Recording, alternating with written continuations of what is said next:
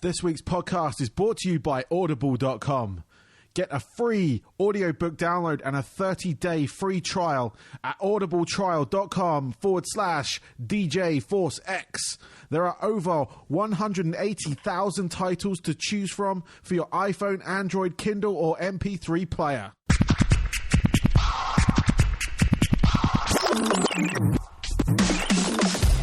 Hello and welcome to the DJ Force X podcast, episode 78. My special guest this week is Paul Smith. He is the frontman from the band Maximo Park. They have just released a new album called Risk to Exist. It is out now on Cooking Vinyl via all good stockists, both physical and digital. So yeah, go check it out after this. It was a great little interview to have because I really enjoyed Maximo Park back in my time in England. Back in the sort of mid to late 2000s, and this kind of put me back in touch with them. Once I heard this new album, I was like, awesome, and then kind of got off with the interview, and I'm like, yeah, go for it, love it, awesome. So yeah, enjoy it. Hopefully you will. I enjoyed talking to him, so that's all good. But yeah, there's probably going to be one more podcast before I leave the US of A. I've got public service broadcasting coming up. That should be towards the end of June. Then I've got it. But I'm going to see how this pans out. But I've got basically a press pass for the Vans Warped Tour over here in Florida, which is absolutely fantastic. Check out vanswarpedtour.com for tickets if you're anywhere in the States. It's currently just about to kick off a huge tour around the States. It's a huge touring festival for those who don't know about it. But yeah, I've been given a press pass for that. So I'm hoping to knock in a couple of interviews with some of the bands playing. I've already had one definitely confirmed with me, previous guest on the show, but you'll have to wait to find out what that is. I'm going to see what kind of format this kind of falls out in as well, because I've not done a live festival before. I've done live shows, so it's kind of a bit more one-on-one. This might be a little bit more hectic, a little quicker, so it might be a whole bunch of interviews. I might just do a feature show on the Vans Warped Tour, or I might break it up, kind of do a kind of part one, part two, depending on what I get from it.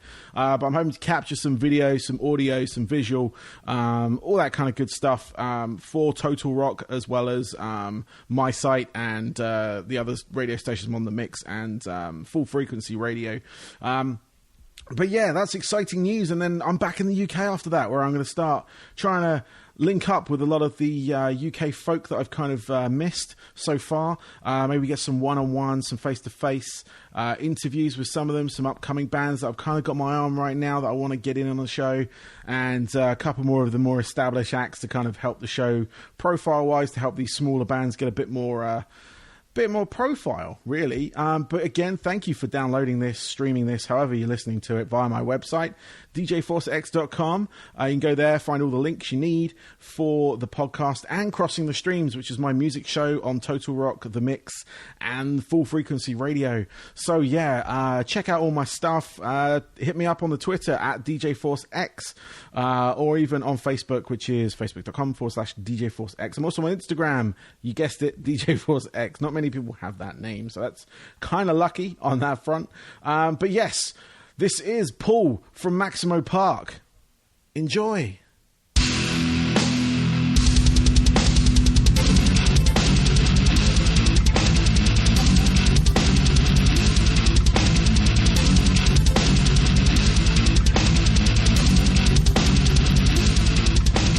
Well, welcome to the show, Paul. Thank you again for doing this. I really appreciate your time. No problem. Cool. Yes. How are you today? I'm good. I'm in temporarily sunny Newcastle, and so that if there's any time delay down the line, I must apologise for that on behalf of the United Kingdom.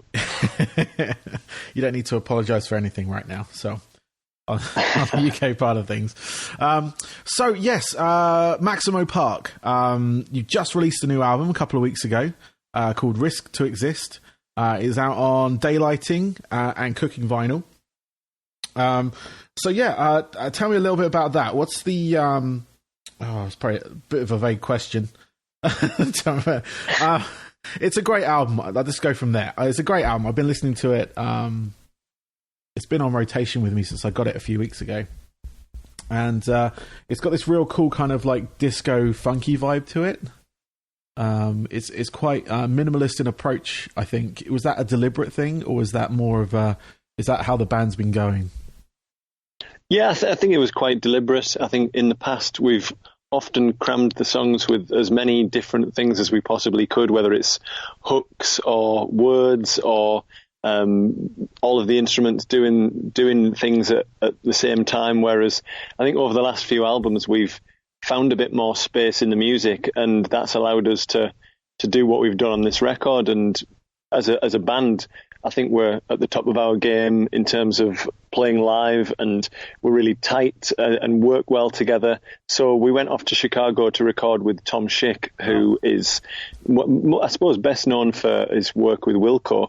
And when we said we wanted to work with him due to the sound that he gets on the records that he makes, he said, "Do you want to come to Wilco's studio?" And we were obviously very excited about that. And yeah, I think you can hear the fact that it's a band in a room playing, but we're not too traditional. We like to experiment with the sounds that we've got, and Luke's our keyboard player's quite into techno, and I suppose being the keyboard player, he can inject some quite strange sounds into the mix, more modern things. And for the rest of us, we can, in the way that we recorded the record, we could just play and enjoy the sound of just playing together. So I think when you're playing, there's not too many overdubs on the record. You were just playing around with things.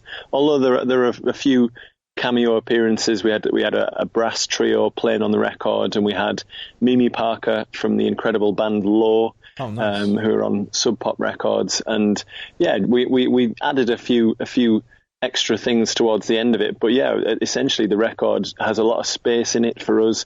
Doesn't mean that it's particularly ambient, and it doesn't mean that it's too much slower than other things that we've done. But there's a bit more space in the arrangements, and that allows the groove to breathe, if I can sound a bit muso for a moment. But it goes in different directions for us, whilst evolving our signature sound. And it's still music that hopefully people can connect with and enjoy on an emotional level. But yeah, there is a bit more funk in there, and we feel like 6 albums in, you can kind of get away with anything really. You've established who you are as a band, and it allows you the time and space to do other things. Yeah, I agree. I mean, it sounds like you, if that makes any sense. I mean, I've been on board with you guys since, I heard Our Velocity back in, was that early, mid-2000s? Yeah, 2007, I think. 2007, okay. So, I was in the UK at that point, and very much a radio listener. And that song really took me, and I really enjoyed it. And then obviously I discovered the rest of your tracks at that point. And just, it sounds like when I heard this new album, because I hadn't heard you, to be perfectly honest, for about probably 3 or 4 years. Just purely from being out of the music scene in the UK. And here it's very different how people discover music, especially radio. There's a lot of like kind of, what do they call them? Like the playlists, but they're a lot of the older tracks, because advertisers won't advertise with them unless those tracks are played, because they're popular tracks, even if they're 20, 30 years old. But no, I got back on board because I started this radio show and all that kind of stuff, and started getting my like promos back in again. And as soon as I heard it, I was like, that sounds like you guys. It's got it's got your kind of signature sound on it. But like I said, it feels very kind of like a little bit stripped back. But as you said, it's a band playing in a room, so there's a lot of ambient between you guys, a lot of air, and it really does like. It like listening to it in headphones, it does sound like a band in a room rather than a band tracking everything like one by one. You can kind of feel the music being played. Yeah, well, I mean, in the past we've tried to keep the energy of the band, and we've always been a live band first. That's how most bands start out. They're playing in pubs or in clubs, and then they make their first record and go on from there. And for us, we wanted the energy of us playing live on the records, but we'd always tracked it. We'd always managed to have that spark and that energy on the records somewhere, but we also like the idea of crafting something and of using the studio as a tool and all that kind of thing. Yeah. But yeah, this was the first time that we've actually just played live in a room and mostly got it on the record. I think we did a little bit of that on our third record, Quick in the Heart, which was also coincidentally recorded in America, in Los Angeles with a guy called Nick Lawney. Nice. And so we'd experimented with it before, but that record still sounds pretty processed, and Lucas was doing a lot of arpeggio stuff, kind of programmed stuff on his keyboards. And so yeah, this one definitely, as you say, has that a bit more room to breathe. Cool. So recording in the States, obviously, I know you just said you recorded in LA for your third album. This one you recorded in Chicago. Now, Chicago is did you feed off the atmosphere of Chicago at all? Because what I see in the news here, Chicago is one of those places. It's not. It's there's a lot of crime, a lot of sort of poverty and things like that. I've got friends who I work with who are from that neck of the woods, and they say there's a lot of places that are very run down. Did you feed off that in the record? Because there is some like political kind of lyrics in there regarding the sort of like situation of the world, if you will. And basically, when you were here, did you feed off the news that was here? I don't know what sort of period you were here. I'm assuming you were here kind of pre-election. We were actually. I touched down and got to my hotel, and the first thing that was on was the I think it might have been the second presidential debate between Clinton and Trump, and so we were thrown right into quite a febrile political atmosphere when we got to the States, and for the duration of our time there, it was something that you couldn't really ignore. And being the kind of people that we are, we're quite engaged with current affairs and with the world around us, and on this record that comes to the fore. It's a bit more explicit than some of the in the past, perhaps more of the political points that were within the records were more ambiguous and buried, and if you were wanting to get into it, you could they're kind of quite clear, but ultimately the songs went in a more broad brushstrokes kind of direction, and it could be a love song, it could be about this, it could be about that. Whereas I think on this record we definitely tried to have the lyrics being less ambiguous, but still having those universal elements in, and not to talk down to people about things or to tell people how to think and that kind of thing. So I mean, there's songs like What Equals Love, which it's about being betrayed in some way during the verses, and the chorus is about trying to recapture something or to find compassion and love and empathy and that kind of thing. And so I still think that people can look at the songs in whatever way they feel. But there are certain words in there that make it so unambiguous that if you want to get what the song's about, just putting a word like government into a song gives you no room for maneuver in what it's about. Having said that, if you are sick of politics and sick of all that that kind of thing, you can still listen to the song and probably get a lot of other things out of it. But to go back to your question, I think it reaffirmed a lot of the topics that were on the record, and a lot of it was written before the decision for Britain to leave the European Union as well.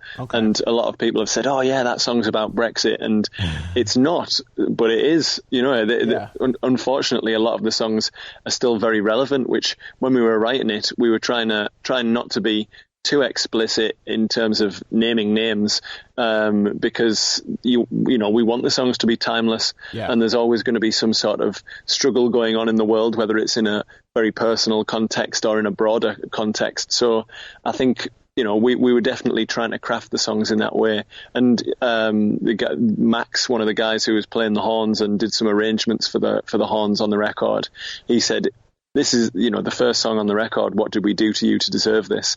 He was saying, it feels like somebody needs to be writing these songs, and he was very complimentary and said, this feels like our situation here in America and North America, I should probably say. And I think, it's testament to the song's power, if anything. I don't want to be too egotistical and say that they're really great and relevant. That's up to other people to decide when they listen to them. But just having people around us having that affirmation, and me as a lyricist, when we were writing the record, the other guys sort of said, "Oh, that I'm not quite sure what you mean there," and so I would make things a bit more explicit on this record, because I think if you are going to stand up and say something about issues that you care about, you need to be less ambiguous than you have been in the past. And in the future, who knows what we'll do with the songs, and I think they'll always touch upon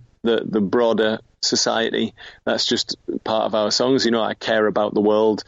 They're emotional lyrics, so inevitably they're going to be about more than just me staring at my navel in a metaphorical sense. But yeah, it was, Chicago, there's definitely an edge to the place. It's as with most places, you can go from pure affluence and, huge buildings that are the seats of power to pretty rundown neighborhoods. And one day me and Lucas drove out to see Frank Lloyd Wright's original office where he started designing buildings. And we drove through some, pretty poor neighborhoods, and it's just, it's a divided nation, and as it is here as well. I think when there's a run up to an election and the aftermath of an election, things become more polarized, and you get to see exactly how together people are, and that also is extended to the way that politicians talk, and what their themes are, whether they're trying to unite people or whether they're trying to divide people in order to get votes or to get their point across. And so I think the record totally mirrors that in some ways. But yeah, I think, rather than being reflective of Chicago, I think being somewhere outside of your hometown or being outside of your home country gives you a chance to look at things from a bit of a distance. And I think being away from home in a cool place on the other side of the Atlantic also is an inspiration. Being in a studio like Wilco's and having access to all of Jeff Tweedy's guitars and pianos and keyboards and all sorts of weird instruments, and just being in that creative environment, I think that has got to rub off on your record. And I think bands sometimes get a little bit laissez-faire and a little bit just bored of the process and feel like they're churning things out. And so we always try and switch it up with every record and try and remain engaged with what we're doing, and try, you just want to make a great record, and whether you do or not is, again, as I say, not up to me to decide, but our intentions are to make a record that's relevant to the world that we live in, a document of our surroundings or the tastes that we're into at that particular time, and be something that's vital and that other people can listen to right there in the moment and for years to come. So I think the record does reflect the fact that where we were in some vague way. Yeah. No, definitely. I was going to say that just to reiterate what you said, that the music, your album is very relevant for now. And I was just obviously curious on the process of you coming to the States to record it. It's very universal in its approach. Obviously, you and I being, obviously, I'm from England originally. I moved here 5 years ago. I'm actually going back next month, so I'm, coming back to whatever is going to be decided in the next month or so. So I've kind of I've been here for for this particular political campaign that's been going on, and it's ongoing. It hasn't stopped. And being in Florida, you're kind of at the one of the points of it, because it's where one of the bases are for his weekend away. It's near this area, so it's kind of when I listen to it, like you say, it's a bit more explicit than most. It wasn't subtle, but it worked within the song. There was a certain phrase, I don't have it written down or anything, but there were certain phrases within some of the songs, like "Work and Then Wait." That track in particular, had some moments in there, and it's that moment of reflection of you do. I hear that overtone on there. and how like and these songs will work. They could have worked 10 years ago. Most likely, they're going to work in 10 years' time if things go the way that they're going right now. You know, and it like I feel that some of those songs are very timeless because there are songs that you can kind of go through generations, but they still speak to you now as much as they did when they were first created. So I just want to say well done on that for starters, because that's a very, very difficult thing to do on a musician's front. I've been in those shoes, and you know, the songs I wrote weren't exactly timeless, but they will live on in some format. So but yeah, I mean, there's a couple of other tracks I really like on the album. We got was it Risk to Exist, the title track, The Hero as well, really like that one, and Get High, which was one of the singles. So with this album, obviously it's been out for a couple of weeks now. How has it been received by sort of, what's your general consensus on the fans and the press, if the press matter to you on that front, on the sort of like how well it was received? Well, I tend not to read reviews if I can help it. Okay. And there are a few ones that you end up bumping into online just because you're on Twitter or something and posting something and all that kind of thing. Yeah. So it's hard to hide completely from that. And I think some people have really liked the fact that it's about what it's about. Some people really like the fact that it's a bit different from some of our other stuff, but still retains the spirit of the band. And I think other people are probably a bit put off by the political angle. I realised that when we were writing it that some people were gonna think it's gone too far and is too explicit. Other people were going to say it's not explicit enough and it's a bit too simple. I think I read somebody saying that it feels like it's very simplistic compared to our other material. But as I was saying earlier on, I feel like now is not the time to to hide your light under a bushel in terms of what you think about things. There are moments in history where, if you believe that pop music is an art form, which I do, I love pop music and it affects me really deeply, then, it can work in some way as some sort of tool in order to even if people think the same, just having the idea that somebody else out there thinks the same way as you is the key to a great pop song.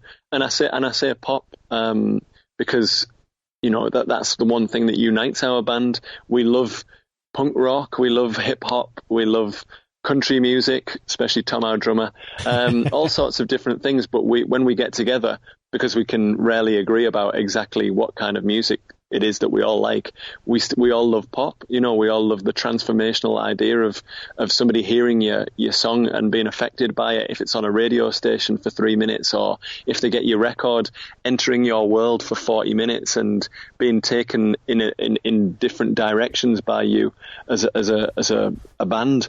And I think that's what is key to the songs. They are in your face in some way, whether it's the melody or the words. Mm-hmm. There's got to be something that's hooky and immediate about it, but also we do try and give it that more reflective quality and think about things as well as having that instant quality. And I suppose, to go back to your question, when we've played the songs live, that has come out, something like What Equals Love. The first time we played it, people didn't know the song and they were jumping up and down. Nice. Which we haven't had so much. A lot of the songs on our other records are a little bit less danceable. They're more kind of, I suppose, fast-paced and hooky. And What Do We Do to You Deserve This? The Hero, which you mentioned just now. Yeah. They've got something about them that, when we were making it, I felt like there was something undeniably danceable about them. Your toes tapping, even if you might be on the bus or on the metro, and you just might have it on your headphones, and you still can't resist a little shuffle to it. No. So the concerts have been really great that we've been playing over the last few weeks. We've just finished a UK tour, and just to know that people like the new stuff as well as the old stuff it's a relief, and B, it's a kind of justification of what you're doing. It all, as you say, it still sounds like us. So I think the long-term fans have got something to get their teeth into. It moves on a little as well, which helps. You know, it helps them ask a few questions of, wow, where they're going now. And those are the kind of questions we ask while we're writing the songs and while we're recording them. And yeah, as I say, the immediate quality of something like Get High, No I Don't. You know, you have all these people shouting No I Don't, and then there's a little bit of a gap in the song where it goes silent, and even though people know the song, they're still shouting No I Don't over it. So it's been fun, really, just playing the songs. And for the rest of the year, it'll be exciting to just go to different places and see what people make of it. Nice. No, I was going to actually, speaking of the live run you have, I was glancing at your tour dates earlier today, and you got quite a run going through to the end of the year. Are they mainly festivals you're playing? Is there is a run of UK dates as well, isn't there? Yeah, we've just wrapped up the UK dates. Yeah. Then we've got festivals after that, and then by the time we get to autumn or fall, if you're listening in America, we get to some European dates where we love to go to Germany and France and Holland and Belgium and Switzerland. So I think we're covering all those places, and then we're actually playing for the first time in Mexico.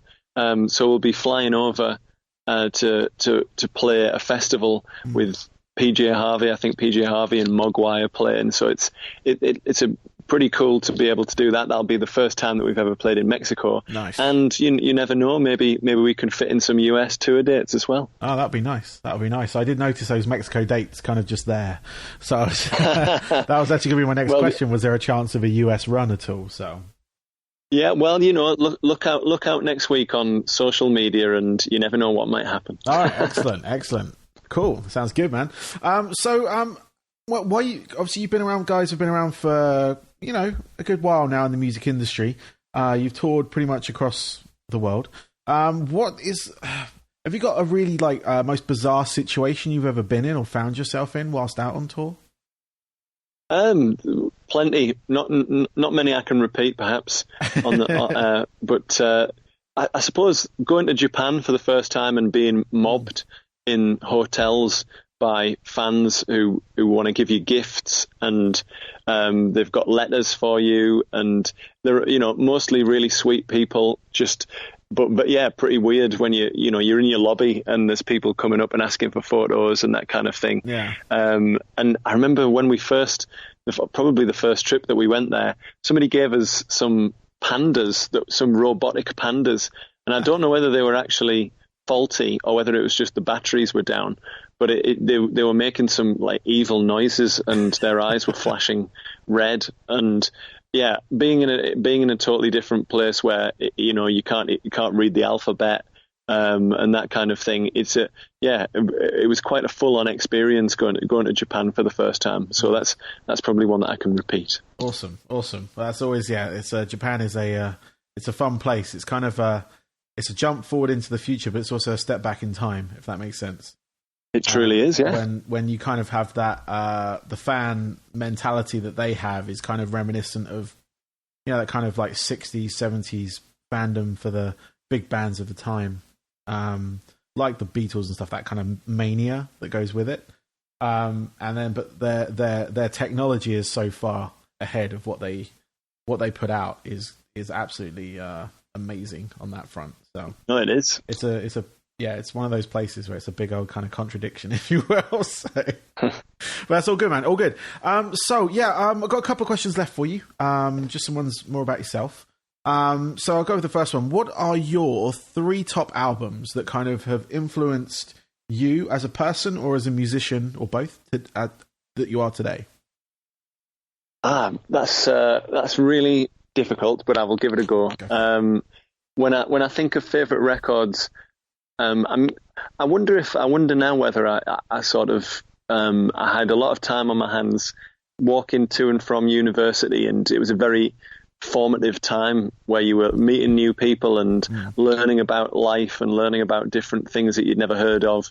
And so some of my favorite records are from that time, and perhaps that's similar to lots of people, where there's a kind of coming of age or a moment in their lives where they really get into something. And I'd always been I've always been a music fan, and even when I was really, really young, and everybody at school would be like, "What's hippie Paul listening to now?" And anybody who liked music was a hippie for some reason in our school. I'm not sure why, but there was about 3 or 4 of us who had long hair and and listened to the Beatles, which seems pretty tame now, but in my school you were seen as being a bit unusual. But yeah, when I got to university, there was a record called Any Other City by a band called Life Without Buildings, and it's one of the records that I can put on, and it just absolutely just exhilarates me. And the singer Sue Tompkins, when I first heard what she was doing, it's kind of she's an artist actually. She does lots of vocal performances where she'll read off things off a piece of paper and sort of freestyle a little bit. It's almost like performance poetry, but very spontaneous. And when I first heard it, I was thinking, God, I'm not sure about this. And then I became totally addicted to it. And now, probably 16 or something years since that album came out, I still think it's just a masterpiece. The music's brilliant. It's really just very stripped back and quite minimal, but very melodic. Sort of very melodic bass lines. It's just they were from, I think they met at art school in Glasgow, and it's just a great record. Cool. And everybody else in our band likes it, which is a rarity. I'd probably go for Moonpix by Cat Power. Again, that was another record where it was just so atmospheric. And when I was starting to play the guitar, I played in an instrumental band. And so I loved lots of stuff like Slint, and I liked folk guitarists like Nick Drake or Martin Carthy and Bert Jansch. And I loved that finger-picking style. And on Moonpix, Cat Power was playing with a couple of members of the Dirty Three, who are an Australian band, and Warren Ellis, who's become Nick Cave's right-hand man in the Bad Seeds in recent times. He plays the violin with those guys. But I think it's the drummer Jim White and Mick Turner, the guitarist, and I love Sean Marshall's vocals. I've always thought she's just a great singer.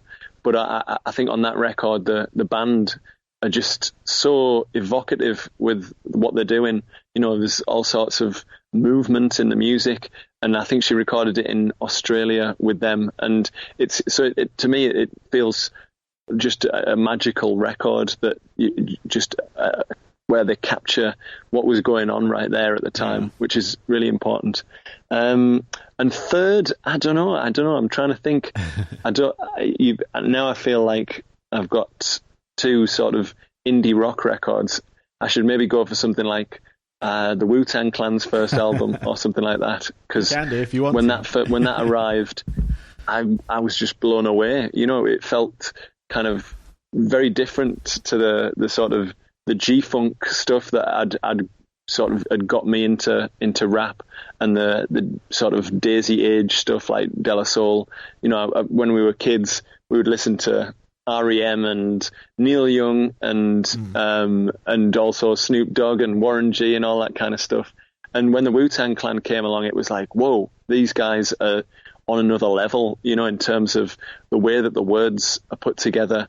The stuff that RZA was coming up with in the production is just so inventive. It's got its roots in soul music, and I love soul singers like Otis Redding and Aretha Franklin and, sort of more obscure New Orleans funk and stuff like the Meters and James Brown, obviously more kind of bigger names in that respect. But just to have that kind of, there's something infectious about the break beats, but something quite spooky in the production. I got well into LP and the Def Jux label after that. And I think it probably just, I still think that's just a great record, really. And so that's three records that I love. No, thank you for that, because those first 2 I hadn't actually heard of. I heard of a couple of the players that you were talking about, but not those particular albums or anything. So I'm definitely going to check those out, because I'm always on the lookout for new music, stuff I haven't heard, and I think we're roughly around the same age, so it's kind of like I miss these bands growing up at that point. So, because Life Without Buildings were pretty obscure, and they didn't sell many records, and they just split up after one record because they all wanted to do different things, and it's just a total moment in time. And who knows what another record would be like by them. I kind of would love to hear it, and in some ways I'm quite happy that it stands alone because it's just such a brilliant record. Cool. Yeah, no doubt. It sounds like a challenge to actually find it as well, if it was one of those ones that kind of came and went around those times. So I do like a good digging session at a record store, so if I find it, I may pick it up. So cool. Thank you for those. So what are your hobbies away from music? So when you're not performing with Maximo Park, when you're not writing or whatever with them as well, what do you do? I make more music. Okay. Is the sad answer, but not. I've got so many songs just written and things just stored away. So I end up just writing more stuff that's perhaps not as poppy as Maximo Park, but away from that even further. I love football or soccer, as you might say. No, I call it football still. I'm a big fan of Middlesbrough, which is where I grew up on Teesside. So you've got to stick with your home team. Yes. And so wherever I am, I mean, I live in Newcastle, and there's a bit of rivalry between Newcastle and Middlesbrough. But Newcastle's the bigger city, and I moved here to go to university. So I travel back, and it's a good way of seeing my friends and just having something to talk about that you can get wound up by, or if you go to a great game, you can, be hugging your pal and go for a drink afterwards and just be excited and not in it and just be a bit freer as well, because in the end, what does it mean? Yeah. It kind of means everything at the time and nothing as well. So it's easy to kind of switch off and watch football, but I end up watching a lot of football on the TV as well. And I like watching basketball. So I'm going to be keenly watching the NBA finals. I used to play basketball when I was younger. Nice. And I knew some pretty tall guys, and we all used to. And one of them actually, his family used to go on holiday to Orlando and come back with all sorts of basketball paraphernalia, and he brought back this huge basketball backboard with regulation net and all that sort of stuff that you could wind up and down. So we would play in it at regulation height, and then he would wind it down so that normal sized people like me could have a go at dunking. So yeah, I love sports and watching a lot of sport, and it kind of it's good to switch off from things. And I like reading as well, and I used to be an art teacher actually, and I like to draw and paint, but generally if it's time to switch off and I've been writing a lot of music that week, then I'll just try and find a football game and go and see if anybody wants to watch it at the pub or something like that. Nice. Yeah, no, I'm a Liverpool fan myself. Kind of growing up, not in Liverpool unfortunately, but I've got family up that way, and it kind of, you inherit that side of it, as you know, the culture in football. So but yeah, no, what's quite nice here is actually being able to see every game if I wanted to, because they don't restrict that 3:00 kickoff game off the television here. So that's right. I remember getting up and watching that in the studios. Yeah, so I've been quite fortunate, to actually watch pretty much every Liverpool game this season, good or bad. But and everything else, tomorrow we got the Champions League coming on. It's at 2:00 in the afternoon, so it's a nice early day as well. So, which is great. But I'm going to miss that because obviously, like I said, I'm moving back to the UK in July. So back to subscribing or going down the pub to watch the game. Yeah. So, which is nice. I'm going to be back down sort of south of England at that point, and my hometown team, where I was born and near where I was raised, is Aldershot Town. So they're not in the major. They're not in the top 4 divisions. They're in one of the conferences. I think they were called. Yeah. I don't know what they're called now, if they're still called conferences or not. I have to look that up. There's also Northern League, Southern League. They've changed all the names. Yeah, so I'll figure that one out when I get back. But yeah, no, that's cool. So finally, where can people reach out to you guys? Where's the best place to reach out to you and Maximo Park? Probably Twitter, I would say. Paul Smith Music, and if you're on the bus going, not doing anything, check in. I often post what I'm listening to, or if I've been to the movies, that kind of thing. Just cultural tips.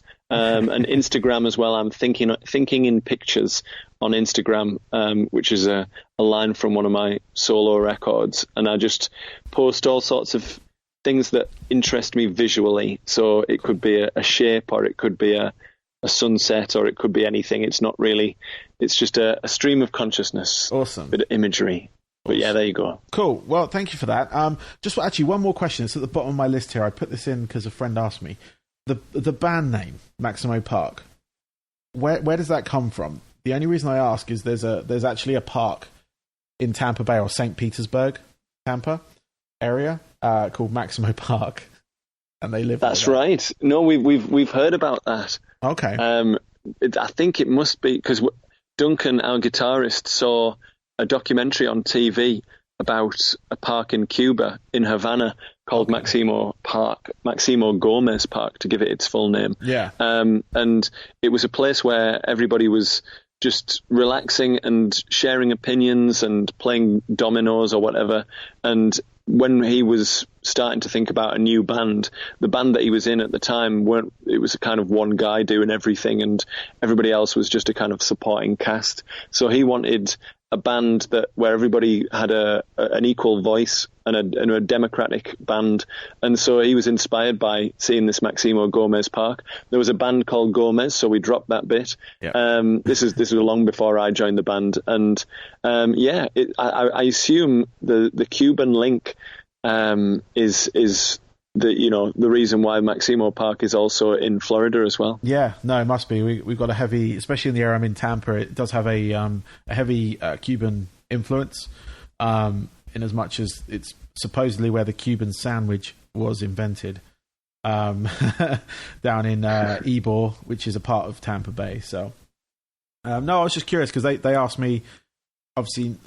Because I put up that I'm going to be interviewing certain bands, and you were one of them, and they were like, oh, are they named after this park? And it was at the bottom of my notes here. So, no, that's cool. Thank you for letting me know that. That's all right. But yeah, that's it. We've come to the end. So. Thank you very much. All right, man. Well, thank you, and have a good one. All right. Cheers, Andy. Bye-bye. Cool.